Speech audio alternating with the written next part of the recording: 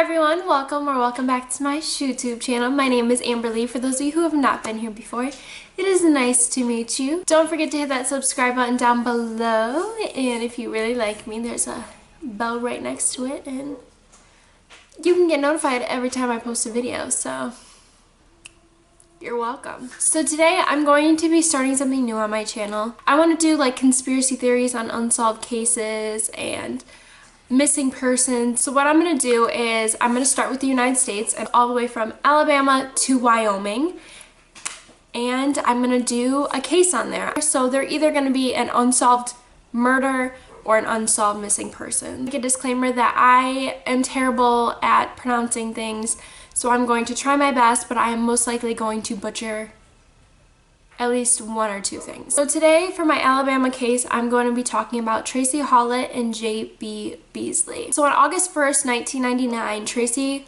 Hawlett and J.B. Beasley, both 17 years old, were found dead in Ozark, Alabama, in J.B.'s car trunk. On July 31st, the two girls were headed up to Headland, Alabama, which is about 10 miles north of where they're from in Dothan, Alabama, and they were going to celebrate JB's birthday at a birthday party. The two left around 10 p.m. to go to the party, but they never made it. At 11:30, the two girls ended up in Ozark, Alabama at the Big Little convenience store. And I believe it was a BP gas station. There's some that's saying it's a different gas station, but there's people who are from the town who said that it was a BP gas station. The two realized that they were lost, so they stopped at the convenience store. Unfortunately, it was closed, so they talked to Marilyn Merritt and her daughter, and they tried to figure out how to get back to Dothan. Tracie then called her mother on the payphone outside of the convenience store, told her mother that they were lost, where they were, that they had directions, and that they were on their way home. Merritt and her daughter watched the two pull out of the parking lot, and that was the last the two girls were ever seen alive. At 8 a.m. August 1st, the two girls were reported missing. At the same time, the Ozark Police Department found a black Mazda 929, which is JB's car, parked on the side of Haring Avenue. According to the police, when the car was found, there was no sign of foul play. The car was not damaged. All that was on it was mud. And Merritt and her daughter actually reported and said that when the girls left, there was no damages done to the car either, and the car was actually completely clean. The car also was almost completely out of gas. The driver's side window was slightly rolled down, and all of the doors were unlocked. JB's driver's license was found on the dash, and both of the girls' purses and all of their cards and all of their money and everything were still in the car, so they immediately ruled out robbery. Oddly enough though, the keys to the car were missing. As I said earlier, the girls are from Dothan, so the Dothan Police Department sent out an investigator, and he decided to have the car towed back to Dothan, and he shortly realized at around 2 p.m., so this was 6 hours after the car was found, that he could pop the trunk open without having the key. He popped the trunk open, and JB and Tracie were both found in the trunk with a bullet wound to their head. There was no sign of struggle, and the girls were completely clothed, but they were wet from the knees down, and both of their shoes were muddy. Autopsy showed that neither of the girls were under the influence of alcohol or drugs. None of that was in their system, and although rape was ruled out, semen was found on JB's bra, her skin, and on the outside of her underwear. The semen wasn't found until 2 months later in the crime lab. Law enforcement was hoping that the semen would be the way to find the killer. It was the only form of DNA left behind, apparently, but there was an unknown paw print. There was an unknown handprint on top of the trunk. They also believed that the girls were not killed where the car was parked. So that is all of the evidence I have for you guys. So now I'm going to get into the theories and what people believe have happened. So this one isn't really a theory. This is a guy who actually came forward and said that he knew things about the murders. So John Barentine, I hope I'm pronouncing that right, At 11:30 on July 31st, he told his wife that he was going out to get milk. Oddly enough though, the convenience store, Big Little, closes at 11 o'clock. So there are people who are like, did his wife ever say if he came back for milk? But then he says that he left before 11. His wife said he left at 11:30. So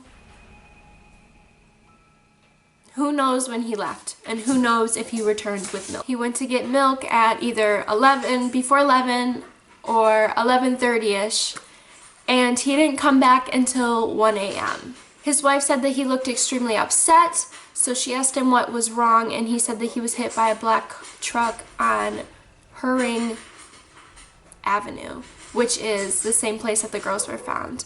But this doesn't make any sense because there's no damage on the car, and if he was hit and it was that big of a deal, then wouldn't there be some form of damage to his car?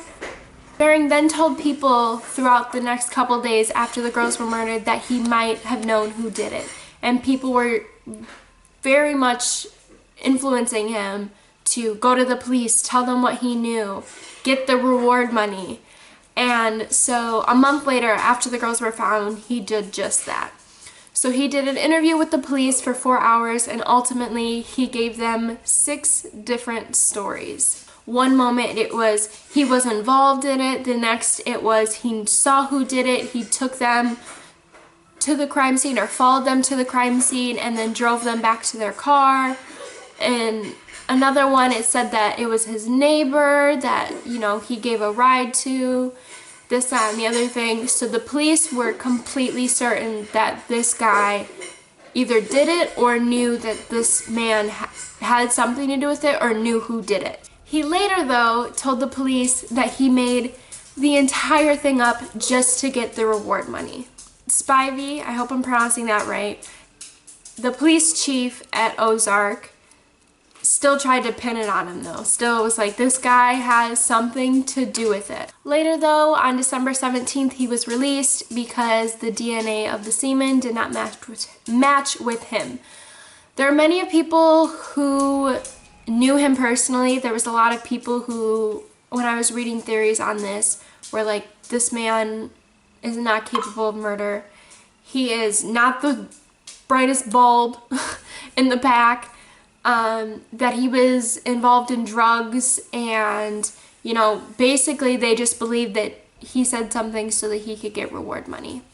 But the police still are suspicious. Now, onto the theories. There are many of people, actually the majority of people, that think that the Ozark Police Department were either involved or are covering up something. That they believe that they know who killed them and they just won't come forward, or that it was one of their own. And so first things first, they were handling the evidence completely wrong. They waited so long. They were waiting for the keys to the car.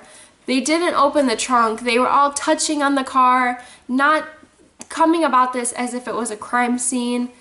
And it just seems like the evidence could have definitely been tampered with. It also has seemed to just come up with very random people who could possibly be it, which, I mean, these people could very possibly be it. To a lot of people, it seemed like they were just trying to pin it on anyone they possibly could to save their own asses. I'm not saying that this is true. I don't know JB personally. I don't know the type of girl that she was. I don't know the life she lived. A lot of her family members were offended that allegations like this were made about her, but I'm going to throw it out there because it very well could be a possibility. A lot of people believe that JB was having an affair with a police officer, and that she threatened the police officer to tell his wife, and then the officer or the officer's friends or whatever killed JB, and obviously Tracie was along for the ride, and that ended up being why the two were killed. The biggest piece of evidence, or the biggest theory against the Ozark Police Department, is that a retired police officer came forward and said that they knew who killed the two girls. So basically, a police officer came forward to John Carroll, who is I believe, the writer of the blog. Yes, writer of the blog. It's like Henry Court Reports or something along those lines. Basically said that the two had these tapes that they were going to use against the police department in a lawsuit, and that is why the two girls were killed. Apparently, Tracie's room was broken into, and it looked like someone was looking for something, but nothing was stolen. And then after the girls died, the police department wanted to go back and search the room again. This is a really interesting story. So, the Ozark Police Department filed a lawsuit suing John Carroll for the article. And all of the people who were reported to be involved were the people involved in the suing and in the lawsuit. So a lot of people think either one, the police officer was just lying and, you know, the officers were just trying to clear their name, and that it was actually false reports. And many people believe that they filed a lawsuit to cover their asses because they were guilty and they were trying to cover something up. That's that theory. There's so much with that, and as you go on to all of the other things, somehow the Ozark Police Department has ties within those. So I'm going to get on to the other theory. There's many people who also believe that it was a person impersonating a police officer. They believe that the girls were pulled over, that is why the window was rolled down and her driver's license was on the dashboard. There we go, if I could speak. And that the girls noticed that this man was fake. They went running, and that's how they got, you know, muddy shoes, and that their pants were wet. They also had burrs, I believe it's pronounced, on like their pants and whatnot. So ultimately, there's speculations that it was someone who was impersonating a police officer. The next theory is that it was Brantley Steagall. I think that's how you pronounce it. It's another allegation that I am not saying is true. I am not saying it's false. I am just presenting you with the theories. So Brantley died shortly after the girls were killed. Brantley either committed suicide or he died from a drug overdose. His family and a lot of people say he died from a drug overdose. It was known that he was a drug user. That is why he died. And a lot of people say that it was a suicide attempt because he was guilty that he killed these two girls. People who believe that it was a suicide said that there was a note and said there was some saying that the note said that he was guilty and that he couldn't live with the guilt any longer. There was other people who said that the notes were to give to the families. The question is, where are the notes now? People said that it was buried with him. Many people believe that the law enforcement of Ozark somehow started the rumor that Brantley killed himself and that he had something to do with the murders, and that's why all of this happened.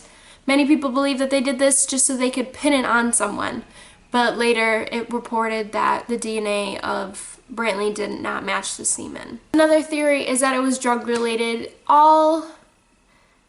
I believe all missing persons or all deaths are popular ones are either related to sex trafficking or drug related. There are always going to be speculations of that. I'm just saying that right now. Sometimes it may be true, but I believe most of the time it is not true. There are people who believe that the two girls were involved with boys who were into drugs and somehow they just ended up in the middle of it all. Final theory is that Roger Coots and TJ Warren were the ones who killed the two girls. Apparently, Roger and TJ were the narcs of that county for the police department. If you did drugs with these two, you were going to get told on and you were going to get in trouble with the police.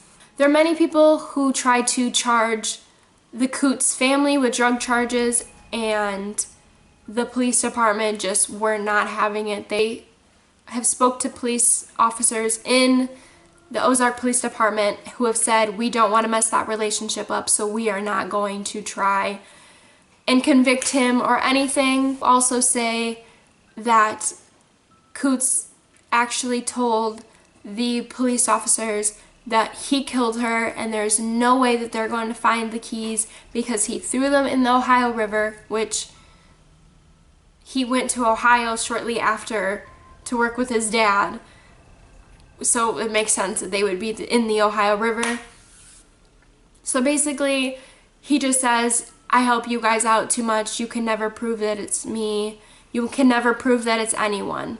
So there are many people who believe that the Ozark Police Department is covering it up for Roger and TJ. That is all of the theories. Let me know in the comments down below what you think happened, or if you know anything else, or if I missed something, feel free to leave that down in the comments so that I not only am aware of it, but everyone else is. I personally believe that the Ozark Police Department had something to do with it. I don't know if they killed the girls themselves, if they're covering it up for someone, or what the case may be. Apparently they have a new chief of police and they had 4 unsolved cases before he got in, and now they have 2, and one of them being the 2 girls. So hopefully something is done, something is found out about these girls. I hope you guys enjoyed. Let me know if you guys like this, if this is something you guys are interested in. Don't forget to hit that subscribe button down below and give me a thumbs up if you liked it so that I know that I should be doing more of these videos. And until next time, stay golden, stay beautiful.